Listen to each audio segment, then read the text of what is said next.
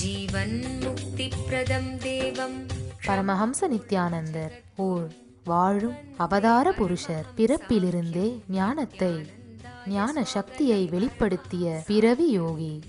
தமிழிலும் ஆங்கிலத்திலும் பரமஹம்சர் அருளியிருக்கும் 500க்கும் மேற்பட்ட புத்தகங்கள் Telugu, Kannada, Malayalam, Hindi, Sanskrit, Gujarati, Oriya, Bengali, Marathi, French, Croatian, Polish, Portuguese, Italy, German, Danish, Spanish, ரஷ்ய மொழி, சீன மொழி போன்ற 26 சர்வதேச மொழிகளில் மொழிபெயர்த்து வெளியிடப்பட்டுள்ளது.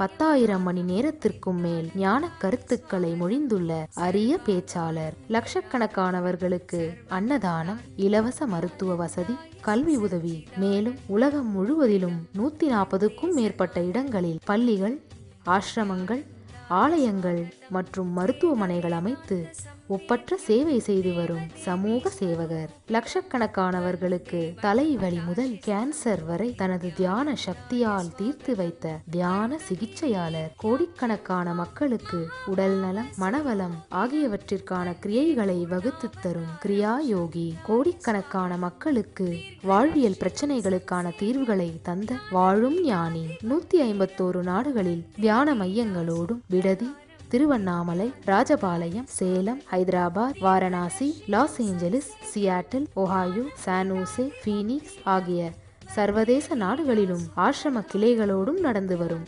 உலகளாவிய நித்யானந்த தியானபீட ஆன்மீக இயக்கத்தின் நிறுவனர். 1 கோடிக்கும் மேற்பட்ட சீடர்களால் ஆத்மார்த்தமாக பின்பற்றப்படும் ஞான குரு. தீட்சையின் மூலம் சக்தி பரிமாற்றத்தை நிகழ்த்தும் அவதார சக்தி.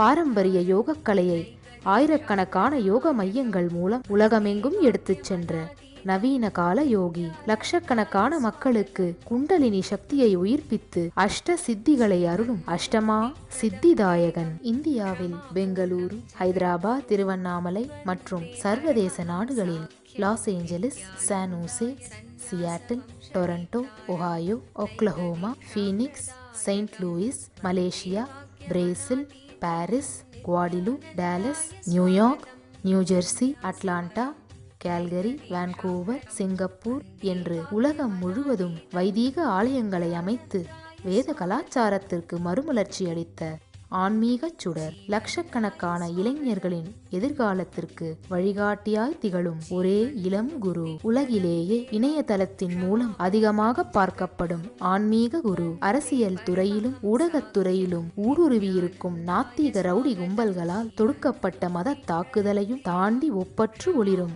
ஆன்மீக ஒளி. அசைக்க இயலாத என்றென்றும் நிலைத்திருக்கும் ஞான கல்ப விருட்சம். ஆனந்தானுபவாஸ்வாதம் சர்வரோக நிவாரகம் வந்தே பாப விநாசக்தம் நித்யானந்தாய ஸ்வாகதம். நித்யமுக்தம் நிர்விகல்பம் தியானலோக பிரதீபகம் வந்தே சாந்தமயம் பந்தம் நித்யானந்தாய ஸ்வாகதம். ஆனந்தகந்த சஞ்சாரம் சர்வோபாதி விநிர்முக்தம் வந்தே ஞானாலயம் நாதம் நித்யானந்தாய ஸ்வாகதம்.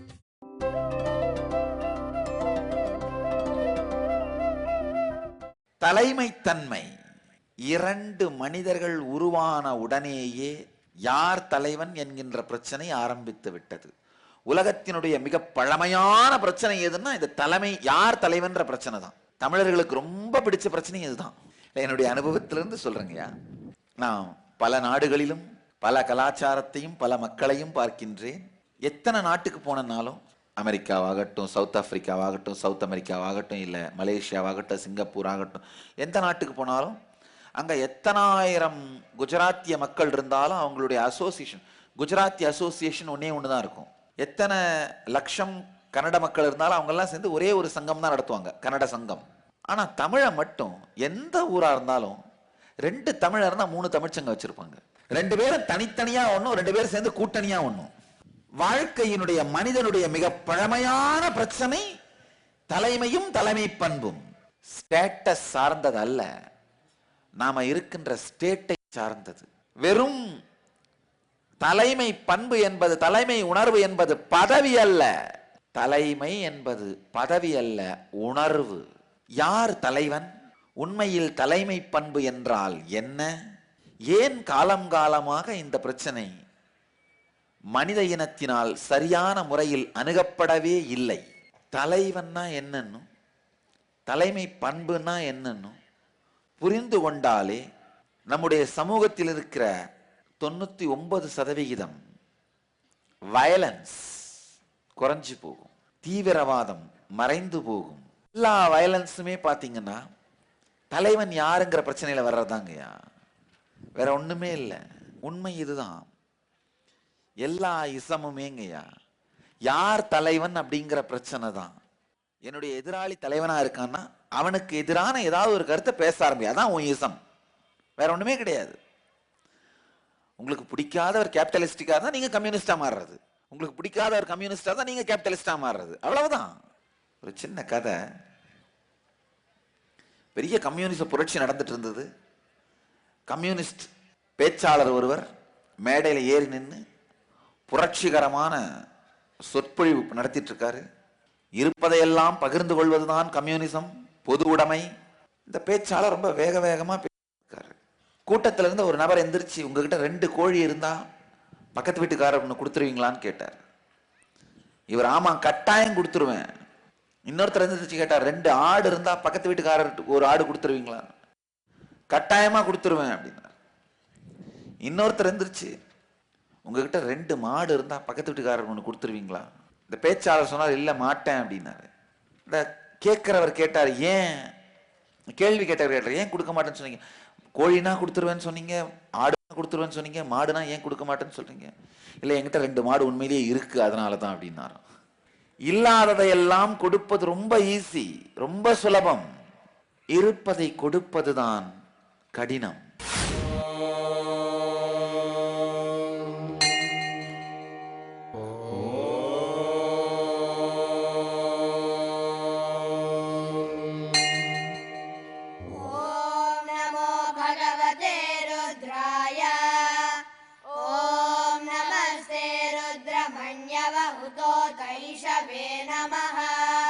नमस्ते अस्तु धन्वने बाहुभ्यामुतते नमः। या तैषु शिवतमा शिवं बभूव ते धनुः।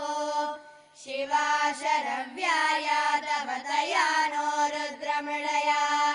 या ते रुद्र शिवा तनूरघोरा पापकाशिनी।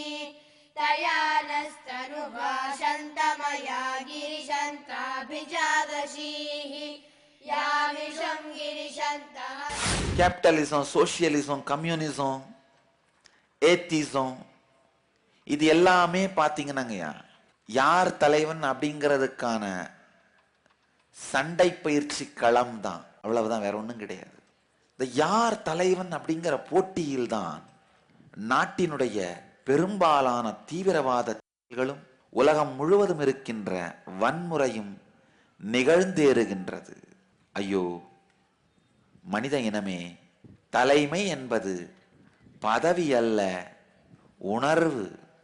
2 பேர் போட்டியிட்டு யாராவது ஒரு நபர் தான் அந்த பதவிக்கு வர முடியும்னாலே அந்த பதவி தீவிரவாதத்தையும் வன்முறையையும் தான் தூண்டும்.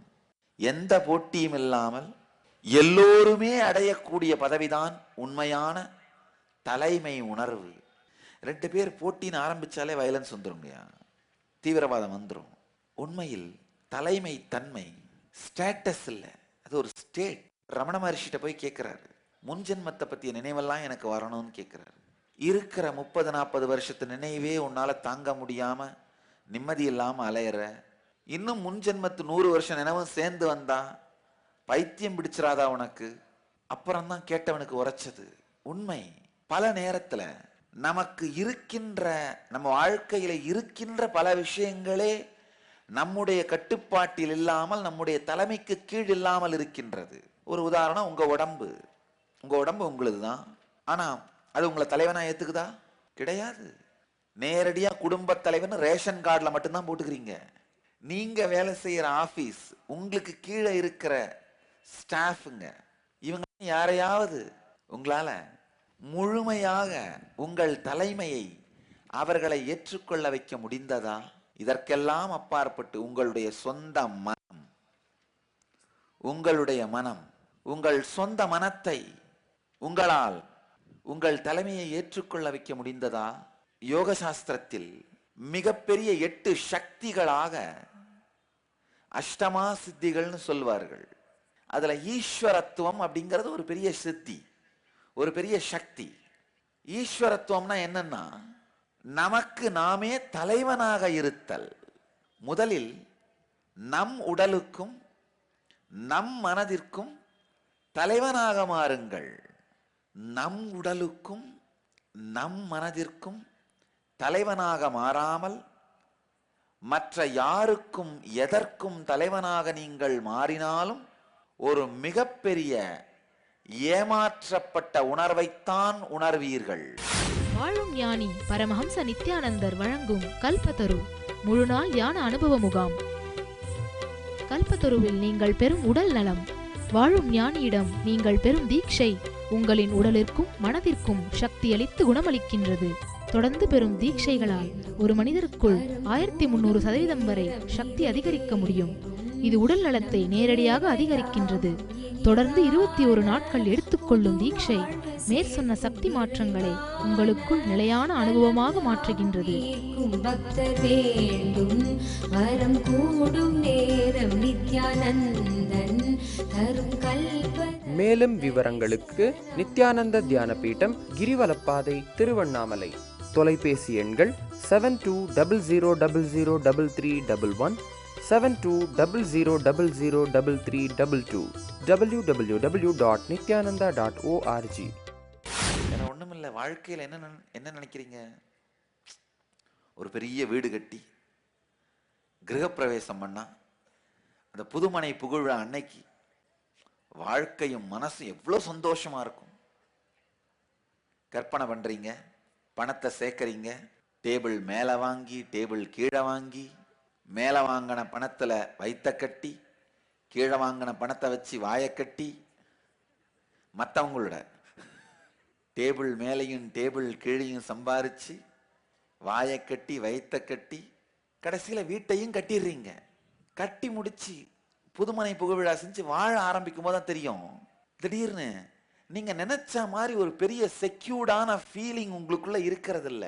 ஒரு நிம்மதி, தெளிவு, அமைதி நடக்கிறதில்ல, இருந்துறதில்ல. காரணம் என்னன்னா, வீடு கட்டுவதனாலேயே அந்த நிம்மதியும் நிரந்தரத்தன்மையும் அமைதியும் வந்து விடுவதில்லை.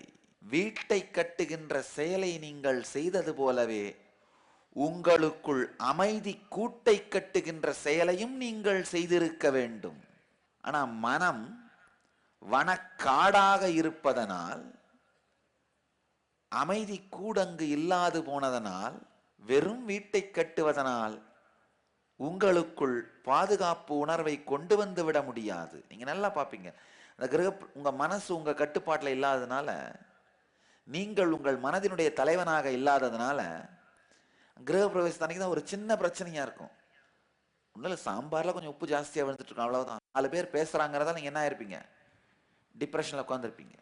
90% மேலானவர்கள் உங்கள் திருமணத்தை அன்று நீங்கள் நிம்மதியாக இருப்பதில்லை. அப்கோர்ஸ் திருமணத்துக்கு பிறகு 100% மக்கள் நிம்மதியாக இருப்பதில்லை, அது வேற விஷயம். 90% மேலானவர்கள் திருமணத்தை அன்று நிம்மதியா இருக்கிறது இல்ல. பல்வேறு விதமான மன அலைச்சல், மனம் உங்க கட்டுப்பாட்டில் இல்லை தானே. அதனால யாராவது ஒருத்தர் ஒரு வார்த்தை சொன்னா போதும், என்ன ஆவீங்க? டிப்ரெஷனுக்கு போயிடுறது. ஒண்ணுமில்ல, வாழை மரம் ஒழுங்கா வாசல்ல கட்டல அப்படின்னு யாராவது ஒருத்தர் சொன்னா போதும், டிப்ரெஷனுக்கு போயிடுவீங்க. வர்ற வழியில தென்னை ஓலை தலையில கிழிச்சிருச்சு, ஓலையை கொஞ்சம் உயரமா கட்டியிருக்க கூடாதா அப்படின்னு யாராவது ஒருத்தர் சொன்னா போதும், டிப்ரெஷனுக்கு போயிடுவீங்க. என்ன உன் ஒய்ஃப் நிறைய நகை போடாம 1-2 செயின் தான் போட்டு வந்திருக்காங்க, சரியா வரதட்சணை கொடுக்கலையா? முடிஞ்சு போச்சு, டிப்ரெஷனுக்கு போயிடுறோம். பல நேரத்தில் எல்லாவற்றையும் நீங்கள் தேர்ந்தெடுத்து அட்டென்ஷன் டு த டீடைல்ஸ் கொடுத்து செஞ்சிருந்தீங்கன்னா கூட, யாராவது ஒருத்தர் ஒரு கமெண்ட் அடிச்சா போதும், மனசு டிப்ரெஷனுக்கு போயிருது. உங்கள் மனதின் தலைவனாக நீங்கள் மாறாத வரை, வீட்டின் தலைவனாக, ஒரு சமூகத்தின் தலைவனாக, ஒரு தெருவின் தலைவனாக, ஒரு கிராமத்தின் தலைவனாக, நாட்டின் தலைவனாக மாறினீர்களானால் கூட நிம்மதி இருக்காது, இருக்க முடியாது. ஏனென்றால் ஈஸ்வரத்துவம் என்பது நமக்குள் தான் முதலில் துவங்குகிறது. உங்கள் உடலுக்கும் மனதிற்கும் கடவுளாக மாறுங்கள்.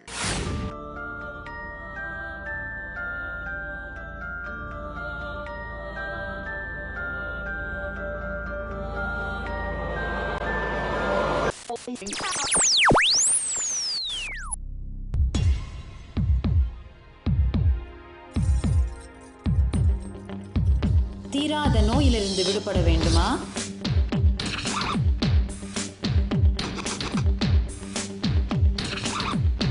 பிரச்சனைகள் இல்லாத உறவுகள் வேண்டுமா? நிம்மதியான உறக்கம் வேண்டுமா? வாழ்க்கையில் மனத்தெளிவும் உற்சாகமும் அதிகரிக்க வேண்டுமா? ஆனந்த ஸ்புரண தியான முகாம் இவை அனைத்தையும் 2 நாட்களில் உங்களுக்கு அனுபவமாக்கி தருகிறது. நாம் வாழ்வில் அனுபவிக்கும் பிரச்சனைகளுக்கும் துக்கங்களுக்கும் காரணம் நம் உடலில் உள்ள 7 சக்தி மையங்களில் பதிந்திருக்கும் எதிர்மறை உணர்வுகளும் நாம் உருவாக்கி வைத்திருக்கும் எதிர்மறை மன அமைப்பும் தான். இதை மாற்றுவதற்கான தியான நுட்பங்களும் தியான பயிற்சிகளும் கற்றுத்தரப்படுகிறது. விழித்துக் கொள்ளுங்கள், ஆனந்தம் உங்கள் பிறப்புரிமை. ஆனந்தமயமான வாழ்க்கை உங்களுக்காக காத்து கொண்டிருக்கிறது. வாரந்தோறும் சனி மற்றும் ஞாயிற்றுக்கிழமைகளில் ஆனந்த ஸ்புரண தியான முகாம் நடைபெறுகிறது. நடைபெறும் இடம் நித்யானந்த தியான பீட்டம், கிரிவலப்பாதை, திருவண்ணாமலை. தொலைபேசி எண்கள் 7200003311, 7200003322. முதல்ல உங்களுக்கு நீங்கள் கடவுளாக மாறுங்கள். உங்கள் வாழ்க்கைக்கு நீங்கள் கடவுளாக மாறுங்கள். உங்களுக்கு நீங்களே தலைவனாக மாறுங்கள். உங்கள் வாழ்க்கையும் உடலும் மனமும் உங்கள் கட்டுக்குள் வரட்டும். உங்களுக்கு தலைவனாக மாறினீர்களானால் வேறு யாரும் உங்களை துக்கத்தில் ஆழ்த்தவே முடியாது. யாராலும் உங்களை துக்கத்தில் ஆழ்த்த முடியாது. துக்கத்தில் ஆழ்த்த முயற்சி செய்பவர்கள்தான் அவர்கள் முயற்சி தோல்வி அடைந்ததனால் துக்கத்தில் ஆழ்ந்து வீணாக அழிவார்கள். உங்களுக்கு நீங்கள் தலைவனாக மாறாவிட்டால் உங்களுடைய அடங்காத மனதாலும் வணங்காத தலையாலும் மடங்காத நாவாலுமே நீங்களே உங்களை அழித்துக் கொள்வீர்கள். வேற யாரும் உங்களை அழிக்க வேண்டாம்.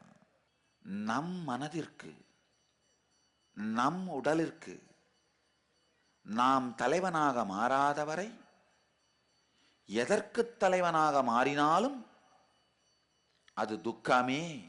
நம் உடலுக்கும் நம் மனதிற்கும் நமக்கு தலைவனாக மாறுதல் என்பதுதான் வாழ்க்கையின் முதல் படி. தலைமை பண்புனா என்ன? என்னுடைய தியான நிகழ்ச்சி ஒன்றுல கேட்டுட்டு இருந்தேன், தலைமை பண்புனா என்னன்னு. எல்லாரும் என்னென்னவோ பதில் சொன்னார்கள். உருவாக்கும் திறன், பேச்சாற்றல், கட்டுப்படுத்தி வைக்கும் திறன், வேலை செய்ய வைக்கும் திறன், உழைக்கும் திறன், என்னென்னவோ சொன்னார்கள். ஆழமாக புரிந்து கொள்ளுங்கள் தலைமை பண்பினுடைய சில ரகசியங்கள். உங்களுடைய வாழ்க்கையில நீங்க பலம்னு எதை நினைச்சிங்கன்னாலும் அது மன அமைப்பா மாறிடுச்சுன்னா என்னைக்காவது ஒரு நாள் அந்த பலமே பலவீனமா மாறிடும். சில பேர் நினைக்கிறது உண்டு, எதுக்கெடுத்தாலும் சத்தம் போடுறதான் என் பலம். அது கொஞ்ச நாள்ல மன அமைப்பா மாறிடுச்சுன்னா தேவையில்லாத இடத்துல சத்தம் போட்டே கடைசியில் அதுவே என்னவா மாறிடும், உங்களுக்கு பலவீனமா மாறி உத வாங்கிட்டு போலீஸுக்கு பயந்து தலைமறைவா இருக்க வேண்டியதா இருக்கும். அதே மாதிரிதான் உங்க வாழ்க்கையில பலவீனம்னு நீங்கள் எதை நினைத்தாலும் பல உதாரணங்களை கொடுக்க முடியும். சில நேரத்தில் நீங்க நினைக்கிறது உண்டு. என்கிட்ட ஒரு அம்மா சொன்னாங்க, சமயம் பலவீனமே எப்பவுமே நான் சைலண்டா இருப்பேன், அதனாலதான் எங்க மாமியார் என்ன வேணா சொல்லிட்டே இருக்கு. நீங்க பலவீனம்னு நினைக்கிற விஷயம் கூட ஆழ்ந்து புரிந்து கொள்ளுங்கள், நீங்க பலவீனம்னு நினைக்கிற விஷயம் கூட மன அமைப்பா மாறிடுச்சுன்னா எங்கேயாவது ஒரு இடத்துல பலமா இருக்கும். பலவீனமாக இருந்தாலும் பலமாக இருந்தாலும் மன அமைப்பாக மாறக்கூடாது. நல்லா ஆழமா புரிஞ்சுக்கோங்க. சரி, பலவீனம் நீங்க நினைக்கிற ஒரு விஷயம் எங்கேயாவது ஒரு நாள் பலமா மாறுன்றதுக்காக அது மன அமைப்பா மாத்திச்சுன்னா அது தினந்தோறும் பலவீனமா இருக்குல்ல. ஆழ்ந்து புரிந்து கொள்ளுங்கள். பலமாக இருந்தாலும் மன அமைப்பாக மாறிவிட்டால் பலவீனம்தான். பலவீனமாக இருந்தாலும் மன அமைப்பா இருந்தா மாறிடுச்சுன்னா அது வாழ்க்கை முழுக்க பலவீனமா தானே இருக்கு. சில நேரத்தில் தானே பலமா மாறுது. மன அமைப்பாக மாறிவிடுமானால் எதுவாக இருந்தாலும் பலவீனம்தான். எந்த சூழலிலும் சுதந்திரமாக முழுமையாக சூழலை எதிர்கொள்ளுகின்ற சுதந்திர மன உணர்வு தான் தலைமை பண்புன்னு சொல்றேன். தேவைப்படுற இடத்துல சத்தம் போடவும், தேவைப்படுற இடத்துல அமைதியா இருக்கவும், தேவைப்படுற இடத்துல தூசி மாதிரி இருக்கவும், தேவைப்படுற இடத்துல கடவுள் மாதிரி உட்கார்ந்து இருக்கவும், எல்லா உணர்வுகளுக்கு நடுவிலும் விளையாடத் தெரிந்தவன் தான் தலைவன். கிருஷ்ணனை பார்த்தா புரிஞ்சுக்கலாம். கிருஷ்ணனுடைய வரலாறு பாகவதத்தை படித்தீர்களானால் புரியும். ஒரே ஒரு வினாடி சுதர்சன சக்கரத்தை அனுப்புவதன் மூலமாக சிசுபாலனை கொன்ற பலசாலி கிருஷ்ணன். சூரியனையே மறைக்கும் சக்தி வாய்ந்தவன் கிருஷ்ணன். ஜராசந்தனோடு போரிடும் பொழுது ஒரு முறை போர்க்களத்திலிருந்து தப்பி ஓடி ஒளிந்து கொள்ளுகின்றான்.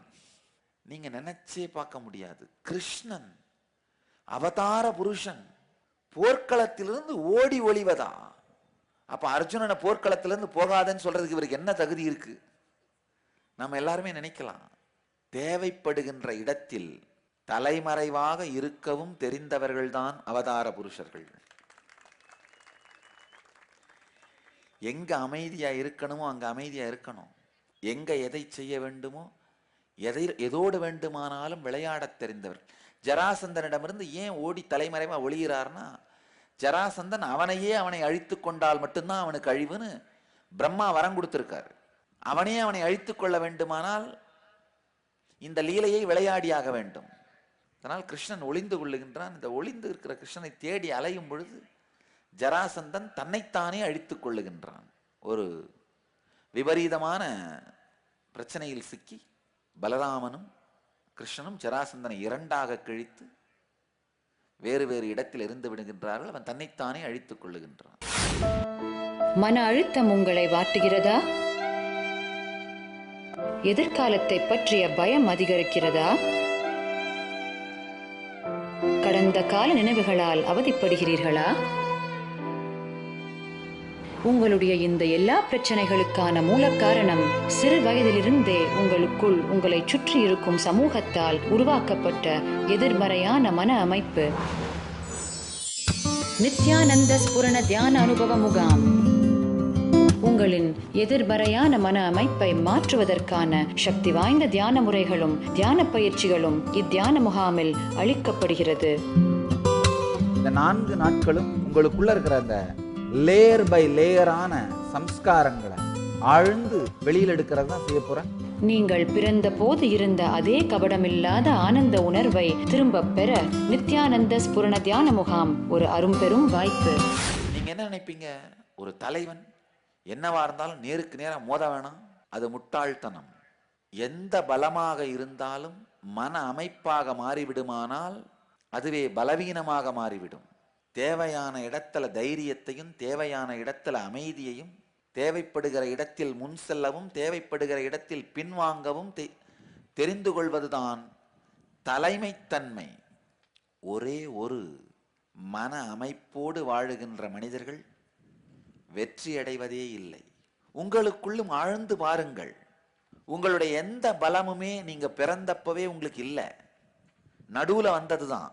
உதாரணத்துக்கு என்ன பிரச்சனை வந்தாலும் கடுமையான உழைப்பாளி நான் அப்படி நீங்க நினைச்சீங்கன்னா அது ஒரு பெரிய பலம். அந்த பலம் ஒன்றும் பிறக்கும் பொழுதே வந்துடல.